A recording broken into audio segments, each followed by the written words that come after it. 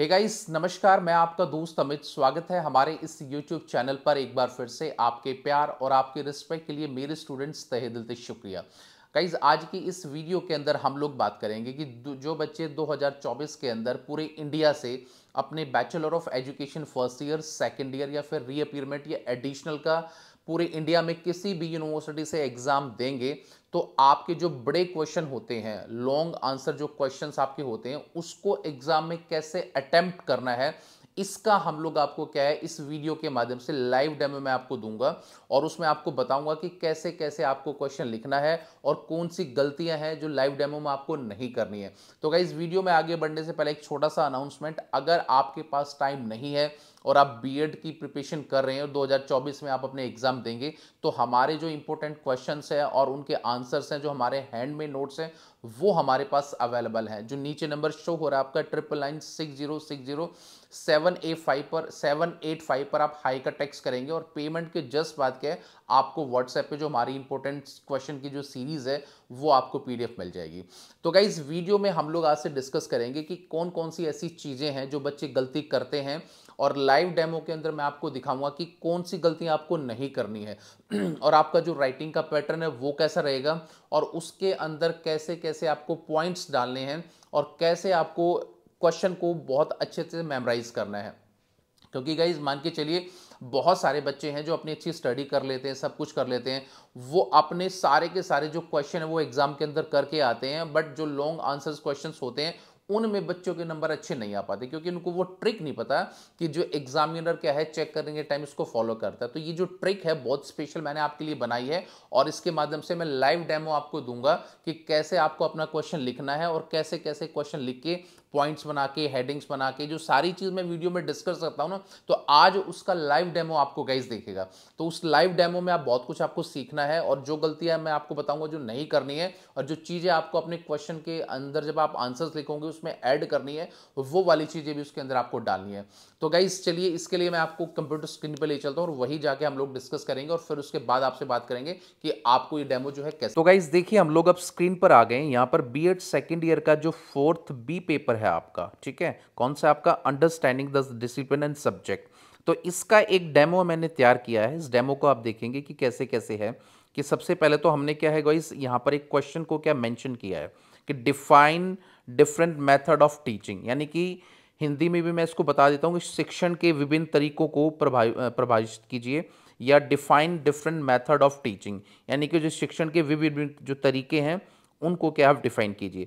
तो गाइस जब सबसे पहले आप अपना क्वेश्चन एग्जाम में लिखेंगे ना, तो जो चीज़ आपसे पूछी गई है, जैसे यहाँ पर क्या पूछा गया आपसे, टीचिंग मेथड, तो सबसे पहले इसकी हेडिंग आप बनाएंगे आंसर में और इसको आप सर्कल करेंगे जैसे मैंने किया हुआ कि टीचिंग मेथड है क्या, चाहे आप हिंदी में लिखें चाहे इंग्लिश में लिखें।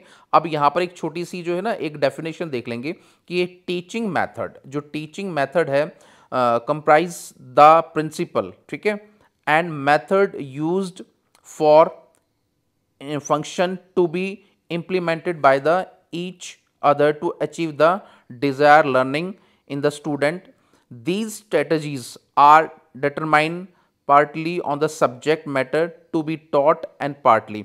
अब यहाँ पे गाइज देखिए पूरी की पूरी जो डेफिनेशन आपकी लिखी हुई है, जहाँ पर हम लोगों ने डिसाइड किया था कि टीचिंग मेथड क्या है। सबसे पहले तो गाइज आप अपनी टीचिंग की जो मेथड है ना, जो एक छोटी सी डेफिनेशन है, डेफिनेशन आप अपने हिसाब से भी बना सकते हैं या कोई भी डेफिनेशन आप क्या लिख सकते हैं।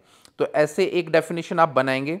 डेफिनेशन बनाने के बाद जैसे ही आपकी डेफिनेशन खत्म हो जाती है, तो आपको जो भी इसका जो एक राइटर है या जिसके हिसाब से ये चीज़ परिभाषित की गई है, तो उसका कोई भी राइटर है या कोई भी साइकोलॉजिस्ट है, अगर आप साइकोलॉजी का पेपर दे रहे हो तो कम से कम एक जो उसका राइटर है या ऑथर है उसके बारे में उसकी परिभाषा जो है टेक्निकल तरीके से आपको देनी है। तो यहाँ पर अकॉर्डिंग टू द वेस्ली के हिसाब से जो डेफिनेशन है वो यहाँ पर मेंशन की गई है, जो आप देख सकते हैं।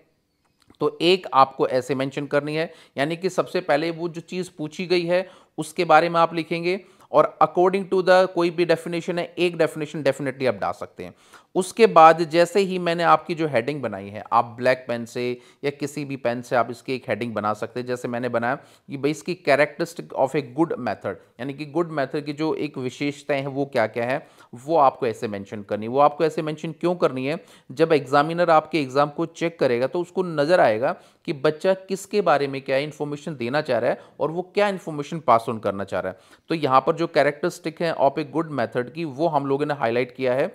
उसके बाद जो भी पॉइंट्स आप बनाएंगे गाइज, जैसे यहाँ पर जितने भी पॉइंट्स बने हुए हैं, पॉइंट फर्स्ट है आपका, पॉइंट सेकंड है, पॉइंट थर्ड है, इन सब को आप अलग से हाईलाइट करोगे भाई, इसके जो है वो क्या क्या चीज़ें हैं, मतलब जितने भी पॉइंट्स हैं, ताकि वो एग्जामिनर को आपके पॉइंट्स क्या वो नजर आए।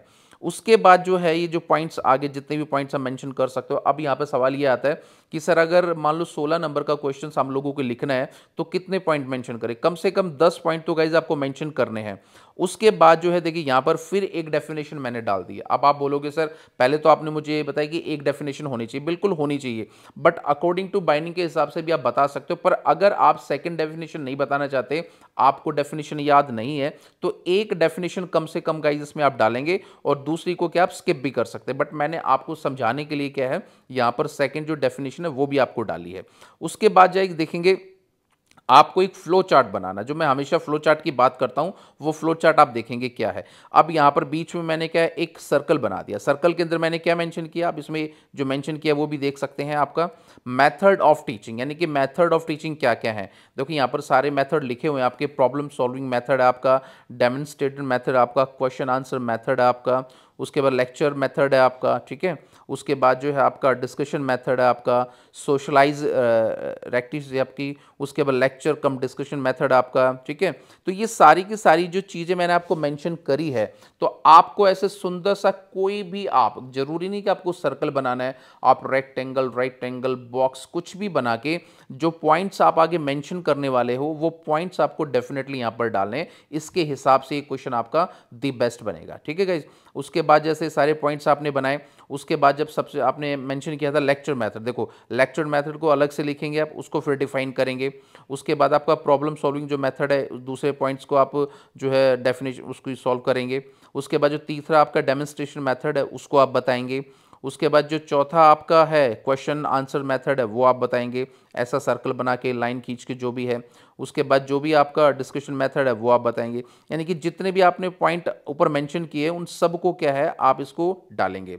उसके बाद गई जैसे आप ये चीज़ डाल देते हैं, जैसे आपको दिख भी रहा होगा, उसके बाद जब आप आगे आएंगे तो आपका क्वेश्चन 16 नंबर का है या 4 नंबर का है, तो जो कंक्लूजन है ना गाइज, आपका निष्कर्ष, वो आपको अवश्य देना है। क्योंकि अगर आप कंक्लूजन देंगे तो एग्जामिनर को लगेगा बच्चा बहुत अच्छा है, उसने बहुत अच्छे एक्सप्लेन किया है। तो लास्ट में जितने भी पेज आपको भरने हैं, 2, 3, 4, 5 जितना भी आप लिख सकते हैं, पर लास्ट में आप कंक्लूजन जरूर लिखेंगे। और कंक्लूजन के अंदर आप ऐसे कुछ पॉइंट्स लिखेंगे जो पॉइंट्स आपने ऊपर मेंशन नहीं किए हों। तो उस हिसाब से क्या है आपका 16 नंबर का जो क्वेश्चन मैंने आपको डेमो एक आपको दिया है कि पॉइंट्स और जो हैंडराइटिंग है वो आपकी कैसी होनी चाहिए, उसके हिसाब से आपके जो नंबर हैं 15 16 में से कम 15 नंबर आ सकते हैं। अगर थोड़ी सी मेहनत और करेंगे तो आपके 16 आउट ऑफ 16 नंबर आ सकते हैं। तो गाइज ये वाला जो मेथड है बिल्कुल एकदम रामबाण है। अगर इसके हिसाब से आप अपने एग्जाम को लिखोगे, यकीन मानिए आपके नंबर आने से कोई दुनिया की ताकत आपको नहीं रोक सकती। तो चलिए गाइज अब चलते हैं बैक टू कैमरा। देखा आपने कि जो क्वेश्चंस मैंने आपको बताया वो कितना इंपॉर्टेंट क्वेश्चंस आपका लिखने का तरीका है और कैसे आपको वो एग्जाम के अंदर लिख सकते हैं।